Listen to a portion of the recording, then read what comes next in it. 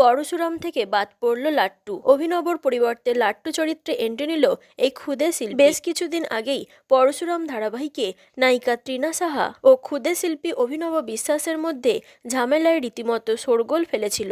তারপর পরিস্থিতি কিছুটা সামলানো গেলেও হঠাৎই লাট্টুকে আর দেখা যাচ্ছে না ধারাবাহিকে। গল্পে যদিও দেখানো হয়েছিল লাট্টু হারিয়ে গিয়েছে, কিন্তু এর পিছনের গল্পটা ছিল একটু অন্যরকম। সহ অভিনেতাদের সঙ্গে মনোমালিন্য আর তার জেরই বাদ পড়লেন লাট্টু। শোনা গিয়েছিল লাট্টুর চরিত্রে এবার দেখা যেতে চলেছে নতুন মুখের। লাট্টু চরিত্রে এবার দেখা যেতে চলেছে শিশু অভিনেতা সার্থক মল্লিক। ইতিমধ্যেই শুটিং শুরু করেছে সার্থক। পরশুরাম ও তটিনীর দুই ছেলে মেয়ে লাট্টু ও পিকুকে দর্শক দেখতে দারুণ পছন্দ করেন।